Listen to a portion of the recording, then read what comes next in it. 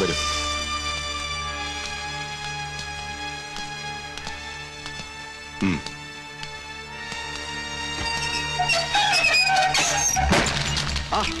മൈക്കിളാ, വാ. നിനക്കെന്നോട് പകയും വിദ്വേഷവും തോന്നാം, ആർക്കായാലും തോന്നും. മാസ്റ്ററുടെ മരണത്തിന് ഉത്തരവാദി ഞാനാ, സമ്മതിക്കുന്നു. പക്ഷേ മൈക്കിൾ ഒന്ന് ആലോചിച്ചു നോക്കി. നിന്റെ ഒരു അശ്രദ്ധ കാരണം എനിക്ക് നഷ്ടമായത് 50 ലക്ഷമാണ്. അങ്ങനെ ഉണ്ടായൊരു നഷ്ടത്തിന്റെ പുറത്ത് ഒരു ദുർബല നിമിഷത്തിൽ എന്റെ കണക്കുകൾ തെറ്റിപ്പോയി.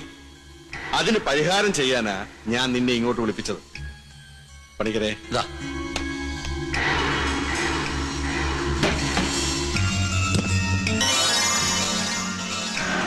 ഇത് 5 ലക്ഷം രൂപയുണ്ട്.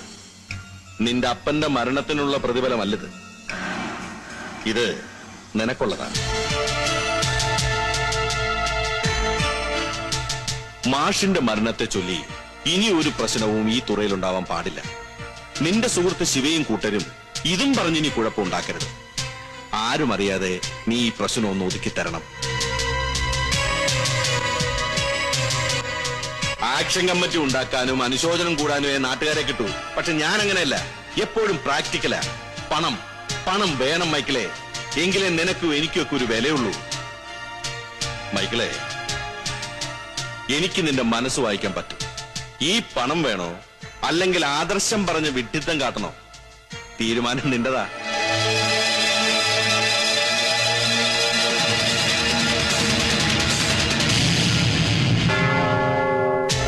മൈക്കിളെ, പണമില്ലാത്തവൻ ഈ ലോകത്ത് ഒരു വിലയുമില്ലടോ.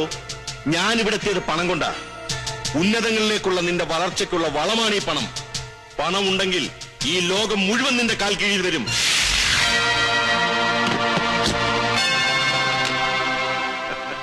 Good boy. എന്നും ഇങ്ങനെ ആയിരിക്കണം. നിനക്ക് എന്താവശ്യമുണ്ടെങ്കിലും എന്റെ അടുത്ത് വരാൻ മടിക്കരുത്.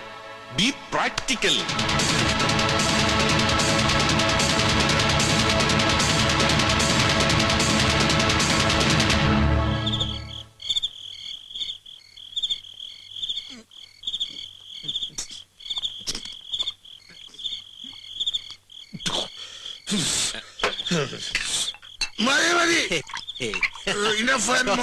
ജോസഫിന്റെ കപ്പാസിറ്റി എനിക്ക് അറിഞ്ഞൂടെ. കഴിക്ക്. മൈക്കിളെ, എന്തോ നീ നന്ദിയുള്ളവനാ. കയ്യിൽ 10 ചക്രം വരുമ്പോ നീ ജോസഫിനെ ഓർക്കുന്നുണ്ടല്ലോ. You are a lovable boy.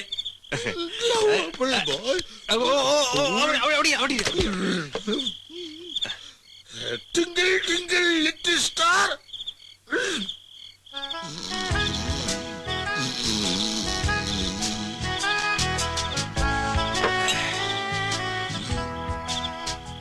ജോസഫേട്ടാ, ഏയ്,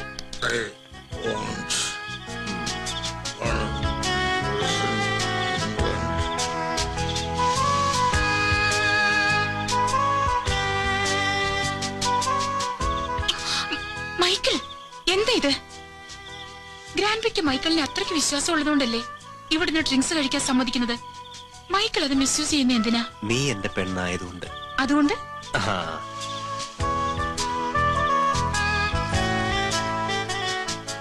ഇത് നിനക്ക് വേണ്ടിയാ.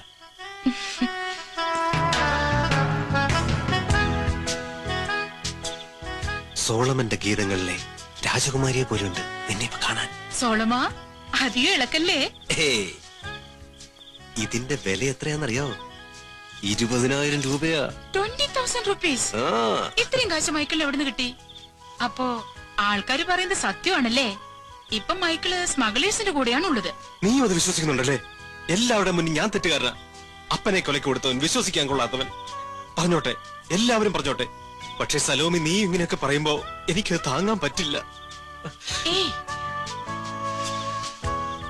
ഇല്ല, എനിക്ക് വിശ്വാസ. എനിക്കറിയാം മൈക്കിളിനെ.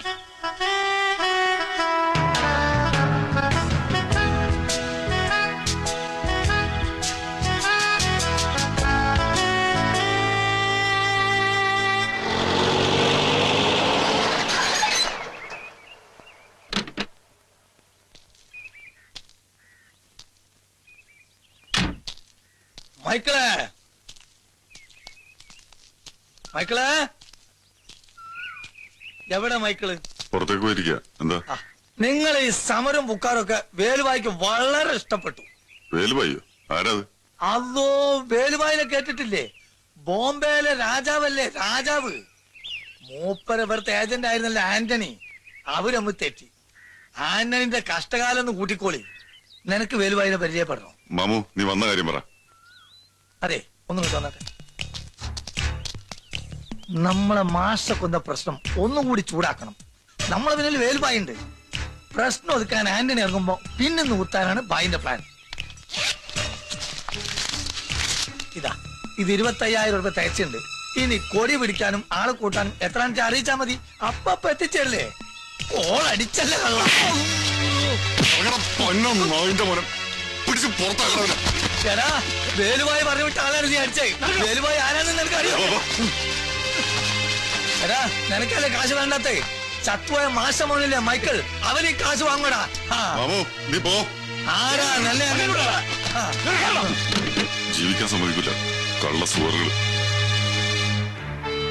മൈക്കിളേട്ടൻ ആ പണം വാങ്ങൂല്ലേ? ജൂലി, നീ എന്തായി പറയുന്നത്? ആളുകൾ ഓരോന്ന് പറയുന്നത് കേട്ടിട്ട് മൈക്കിൾ ഒരിക്കലും ചെയ്യില്ല. എനിക്ക് ഉറപ്പാ. ഇല്ല, ചേട്ടൻ വാങ്ങു ശിവ. എനിക്കറിയാം, പണത്തിനോട് അത്രയ്ക്ക് ആർത്തിയുണ്ട്. അപ്പ മരിച്ച അന്ന് പോയതാ, പിന്നെ ഇങ്ങോട്ട് കേറിയിട്ടില്ല. വയ്യായിരുന്നെങ്കിലും അപ്പനുണ്ടായിരുന്നപ്പോ ഒരു ധൈര്യമായിരുന്നു.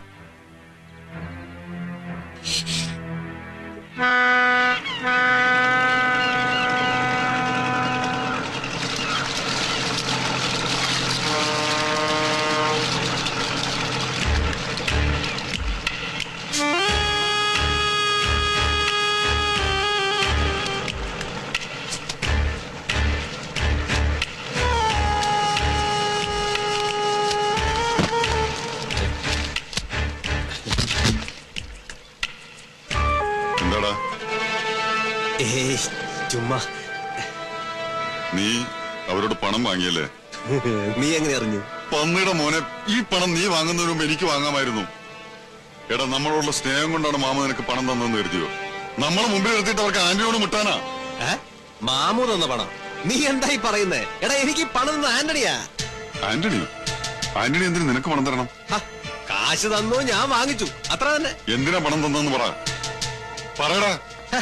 എന്താ എനിക്കറിയാം, സ്വന്തം അപ്പന്റെ ശവം വിറ്റ് നീ കാശ് വാങ്ങിയല്ലേ? നീക്കൊരു മനുഷ്യനാണോ? വേണ്ട, ഈ പണം നമുക്ക് വേണ്ട. ഇത് അനുഭവിക്കാൻ നിന്നെ ഞാൻ വിടില്ല.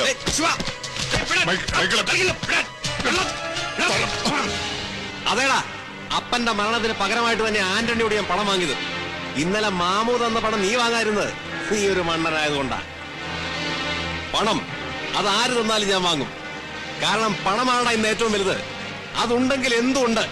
അതില്ലാത്ത നീ ഞാനും ഒക്കെ കൃമികളാ, വെറും കൃമി കീടങ്ങൾ.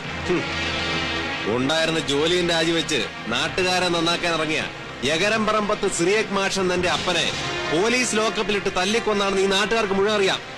എനിക്ക് നിനക്കും അറിയാം. അപ്പനെ കൊന്നവന് ശിക്ഷ മേടിച്ചു കൊടുക്കാൻ നിന്നെ കൊണ്ട് പറ്റുമോ? പറ്റൂടാ? പറ്റില്ല. കാരണം കൊന്നവൻ അത്രയ്ക്ക് ശക്തൻ. ഇട്ടു മൂടാൻ പണമുണ്ട്. എന്റെ അപ്പന്റെ കൊലപാതകം അയാൾ ആ പണമിട്ട് കുഴിച്ചു മൂടി. ജീവിച്ചിരുന്നപ്പോ കുടുംബത്തേക്ക് 10 പൈസ പോലും കൊടുക്കാൻ അപ്പന് പറ്റിയില്ല. എന്നാ ചത്തു കഴിഞ്ഞപ്പോ രണ്ടാം പക്കം കയ്യിൽ വന്ന ലക്ഷങ്ങളാ, ലക്ഷങ്ങൾ. ഇത് ഞാൻ വാങ്ങിയില്ലേ, അപ്പന്റെ ആത്മാവ് പോലും പൊറുക്കില്ല മോനെ. U catch my point? നീ എന്താടാ പന്തം കണ്ട പെരിച്ചാഴിയെ പോലെ? തന്തമാര് തട്ടിപ്പോയ ഈ നാട്ടിലാരും ഇൻഷുറൻസ് പണം വാങ്ങാറില്ലേ? ഇതുപോലെ തന്നെ കൂട്ടിയാ മതി. You catch my point. തന്തയെ കൊന്നാലും പെങ്ങക്ക് ഗർഭം ഉണ്ടാക്കിയാലും നിന്നെ പോലുള്ള നായന്മൊക്കെ കൊണ്ടാവും ഓരോരോ ന്യായീകരണങ്ങള്. എടാ മൈക്കിളെ, ഈ കടലിനെ സാക്ഷി നിർത്തി ഞാൻ പറയുക, നിന്റെ വഴി നാശത്തിലേക്കാ. നീ ആര് പള്ളിയിലച്ചനോ ഉപദേശിക്കാൻ? എടാ, പണ്ട് 8ാം ക്ലാസ്സിൽ പഠിക്കുന്ന കാലത്ത് അടുത്തിരിക്കുന്ന പണക്കാരൻ ചെക്കന്റെ ഹീറോ പേന അടിച്ച് മാറ്റിയതിന് ഹെഡ് മിസ്ട്രസ് കന്യാസ്ത്രീ അമ്മ സ്കൂൾ അസംബ്ലി വെച്ച് കർത്താവിന്റെ രൂപത്തിൽ തൊടുവിച്ച് എന്നെ കൊണ്ട് സത്യം ചെയ്യിച്ച് നീ ഓർക്കുന്നോ? അന്ന് ഞാനിട്ടതേ കള്ളസത്യ. വിശന്നാൽ മോഷ്ടിച്ചു തിന്നും, ദാഹിച്ചാ മോഷ്ടിച്ചു കുടിക്കും. എനിക്കില്ലാത്ത മറ്റൊരുത്തിനുണ്ടെന്ന് കണ്ടാൽ അത് ഏത് വഴിക്ക് ഞാൻ കൈക്കലാക്കും. You catch my point. പിറ്റേന്ന് മുതല് പള്ളിക്കൂടം മുറ്റവും കടപ്പുറവും മൈക്കിളിനൊരു പേര് തന്നു, പേനാക്കള്ളൻ മൈക്കിൾ. അന്ന് കൂടെ കൂട്ടാത്ത കുട്ടികൾ അത് പറഞ്ഞെന്നെ കളിയാക്കുമ്പോ നിന്റെ മുഖത്ത് പോലും ഞാൻ ഒരു പരിഹാസത്തിരി കണ്ടിരുന്നു. എടാ, ഞാൻ പണം ഉണ്ടാക്കും. ആരുടെ കുതികാല് വെട്ടിയാലും ആരുടെ മടിശീല തപ്പിയാലും പണം അതെനിക്ക് വേണം. U catch my point. എടാ ശിവ, ഇനി ഞാൻ പറയുന്നത് നീ ശ്രദ്ധിച്ചു കേട്ടോ. നിന്റെ ചങ്ങാതിയില്ലേ ഈ മൈക്കിൾ, ഒരു ദിവസം അവൻ ഈ കൊച്ചിയുടെ രാജാവാകും. അന്ന് ഉയരങ്ങളിൽ നിന്ന് ഞാൻ താഴേക്ക് നോക്കുമ്പോ അങ്ങ് താഴെ മുഷിനാരെ കടപ്പുറത്തെ ചേരിയിൽ പോക്കറ്റിൽ പഴയ ഒറ്റ രൂപയുമായി ആദർശം പറഞ്ഞ് ജീവിതം പാഴാക്കി ചോര തുപ്പി ചുമച്ച് നടക്കുന്ന നിന്നെ നോക്കി സഹതാപത്തോടെ കൈനീട്ടി ഞാൻ വിളിക്കും, ശിവ ശിവ. ചിരിക്കാതെ. ഇതിന്റെ ഇളം ചൂട് ഒരിക്കൽ അനുഭവിച്ചാൽ പിന്നീട് തേടിപ്പോവും.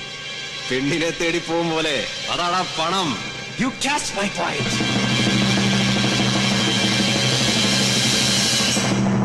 നന്മ നിറഞ്ഞ മറിയമേ, നിനക്ക് സ്വസ്തി, കർത്താവ് അങ്ങയുടെ സ്ത്രീകളിൽ അങ്ങ് അനുഗ്രഹിക്കപ്പെട്ടവളാകുന്നു. അങ്ങയുടെ ദുരിതഫലമായി അനുഗ്രഹിക്കപ്പെട്ടവനാകുന്നു. പരിശുദ്ധ മറിയമേ, തമ്പുരാന്റെ അമ്മേ, പാപികളായ ഞങ്ങൾക്ക് വേണ്ടി എപ്പോഴും ഞങ്ങളുടെ മരണസമയത്തും തമ്പുരാന്റെ അപേക്ഷയുള്ളമേ. ആമേൻ. പിതാവിനും പുത്രനും പരിശുദ്ധാത്മാവിന്റെയും നാമത്തിൽ. മച്ചേ,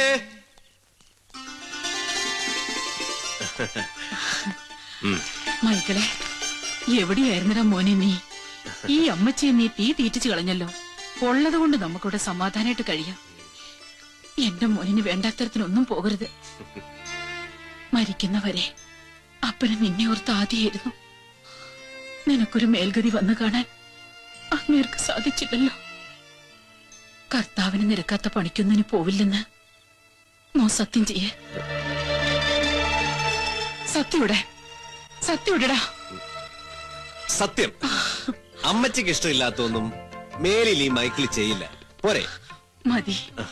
എന്റെ മാതാവേ, കേട്ടോടി, അമ്മച്ചിയുടെ മനസ്സ് വേദനിക്കുന്നൊന്നും എന്റെ മോൻ ചെയ്യില്ലാന്ന്. അമ്മച്ചിയുടെ മനസ്സ് നിറഞ്ഞടാ.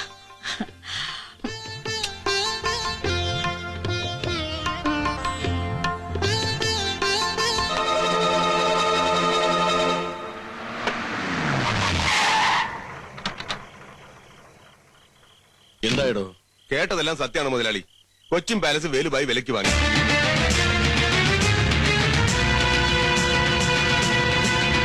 കേരളത്തിലെ സകല രാഷ്ട്രീയ പാർട്ടികൾക്കും ഒരാഴ്ചക്കുള്ളിൽ അയാൾ വാരി എറിഞ്ഞത് കോടികൾ. ഈ പിശാചിനെ എന്തിനാ ഇങ്ങോട്ട് കെട്ടിയെടുത്ത്? മുതലാളിയെ തറപറ്റിക്കാൻ, എന്നിട്ട് ഈ കൊച്ചി മുതലാളിയുടെ കയ്യിൽ നിന്ന് സ്വന്തമാക്കാൻ. താമസിയാതെ ബോംബെയിൽ നിന്ന് വീണ്ടും വൻ കപ്പലിൽ കൊച്ചി തുറമുഖത്ത് നങ്കൂരം ഇട്ടേക്കും. തടയണം. ഒരു കാട്ടിൽ ഒരു സിംഹമേ പാടുള്ളൂ. അതുപോലെ ഇവിടെ ഒരു രാജാവ് മതി. ഒരേ ഒരു രാജാവ്, ഈ ആന്റണി മുതലാളി. നമ്മളിപ്പോ എന്താ ചെയ്യാ?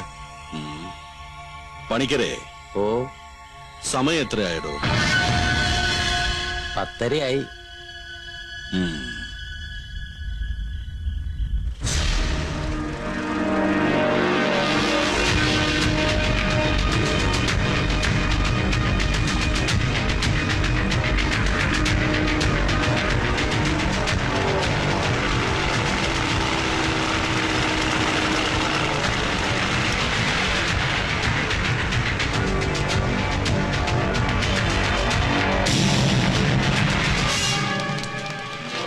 അവിടെ നിൽക്ക്. ആരാ നിങ്ങൾ? ആന്റണി മുതലാളി വന്നെന്ന് പറ.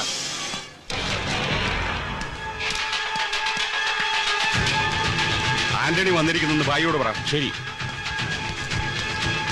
ഭായിയെ കാണാൻ ആന്റണി വന്നിരിക്കുന്നു. വരാൻ പറയൂ.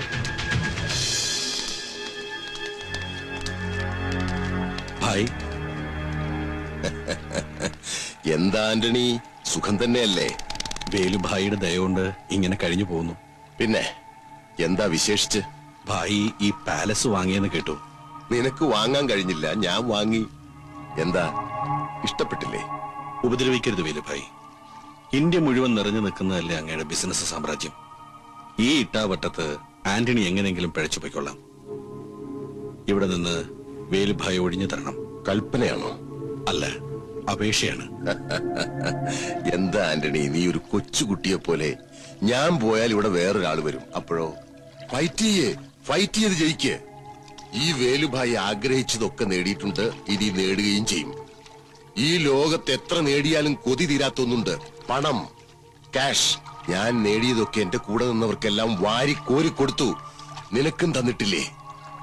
എന്നിട്ടും നീ എന്നെ ചതിച്ചു. ഭായി, അന്നൊരബദ്ധം പറ്റിപ്പോയതാ. ഇനി അങ്ങനൊന്നും ഉണ്ടാവില്ല. അബദ്ധം? നിന്റെ ജന്മം തന്നെ ഒരു അബദ്ധമാണ്. നിന്റെ ബ്ലഡിലെ ജീനേ അബദ്ധമാണ്. ആന്റണി, നീ പോ. ഇല്ല, രണ്ടിലൊന്നും അറിയാതെ ഞാൻ പോവില്ല. വേലുഭായിക്ക് എത്രയാ വേണ്ടേന്ന് വെച്ചാൽ അത് മാസാമാസം ഞാൻ മുംബൈയിൽ എത്തിച്ചു തരാം. പോരെ? തങ്കവേലുവിന് വില പറയുന്നോടാ റാസ്കൾ. നിർത്തടാ. മുതലാളി പറഞ്ഞതനുസരിച്ചില്ലെങ്കിൽ കഴുത്തിന് മുകളിൽ തലയുമായി നീ കൊച്ചി വിടില്ല. പണിക്കരേ,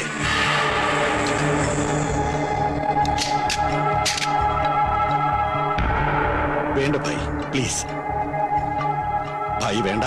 ഇയാൾക്കറിയാതെ വാക്ക് പിഴച്ചു പോയതാ. മരണമെടുത്തവർക്ക് മാത്രമേ വേലുഭായിയോട് സംസാരിക്കുമ്പോ വാക്ക് പിഴയ്ക്കാറുള്ളൂ.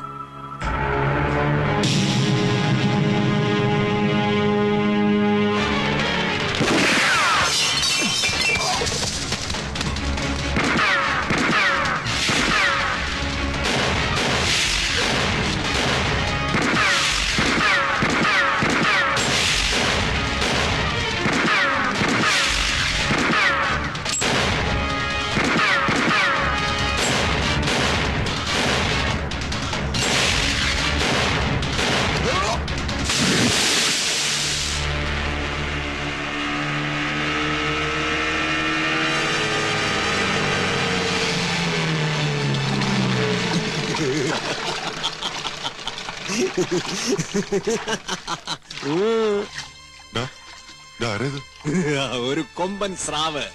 എടാ, പിടിക്കുമ്പോ ഇതുപോലുള്ള ഇനത്തിനെ പിടിക്കണം. നീ കുറെ കാലം ആയാലോ മീൻ പിടിക്കാത്ത കേട്ട്. അയലയും മത്തിയല്ലാതെ ഒരു കോപ്പും അച്ചുവിന് തടയാറില്ലല്ലോ. അയ്യേ, തടയില്ല. നീ എന്തൊക്കെയാ പറയുന്നത്? ആരെയാള്? എടാ, നീ ദാവൂദ് ഇബ്രാഹിമിനെ പറ്റി കേട്ടിട്ടുണ്ടോ? അരുൺ ഗൗലി, ചോട്ടാ രാജൻ. എടാ, ഇവരുടെയൊക്കെ കൊച്ചു മോനായിട്ട് വരും. പേര് വേലുഭായ്. ബോംബെയിലെ സിംഹ കുട്ടിയാ. ആ ഏരപ്പൻ ആനടെ വിട്ട് ഞാൻ ഇതിന്റെ കൂടെ അങ്ങ് കൂടി. നീ എന്ത് ഭ്രാന്ത മൈക്കിളി പറയുന്നത്? ഇയാളെങ്ങനെ നിന്റെ കയ്യിലൊന്ന് വിട്ടു? തൽക്കാലം എന്റെ ജാതക ഗുണം കൊണ്ടാണെന്ന് കൂട്ടിക്കോ. ഇനി ഇതിനെ വെച്ചാ മൈക്കിൾ കളിക്കാൻ പോണത് സാധാരണ കളിയല്ല, കോടികളുടെ കളി. U catch my point. ഞാൻ പറയുന്നൊന്ന് കേൾക്കുന്നേ. അത് തൽക്കാലം നീ ഒറ്റയ്ക്കിരുന്നങ്ങ് പറഞ്ഞാ മതി. ഇപ്പൊ ഞാൻ ഈ മുതലൊന്ന് പാലസിലെത്തിക്കട്ടെ. അവിടെ എത്തി എനിക്ക് കിട്ടാൻ പോകുന്നത് എന്താണെന്നറിയോ? ഇന്ത്യൻ മണിയല്ല, ഡോളർ. ഡോളർ. കോട്ടാച്ചു, ബൈ.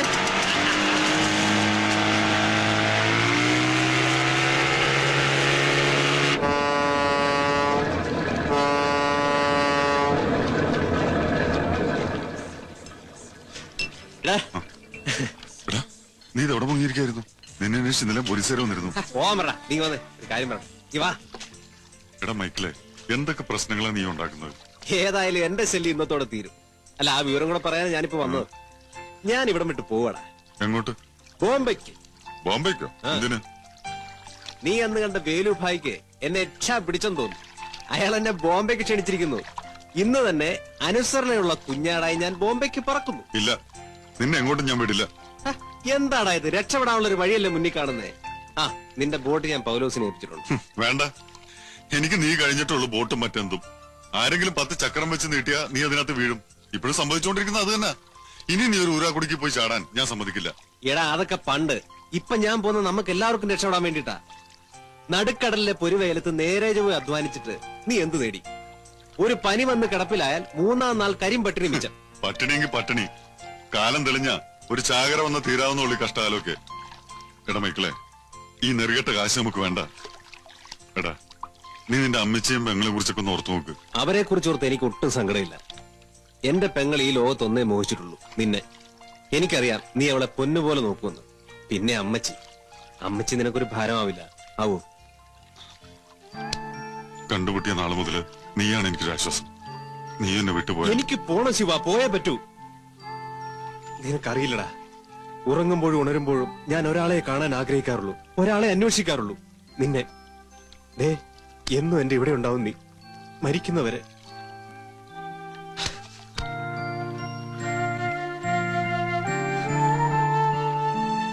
ആ, പിന്നെ തിരിച്ചു വരുമ്പോ ചിലപ്പോ നിനക്ക് ആളെ മനസ്സിലായെന്ന് വരില്ല.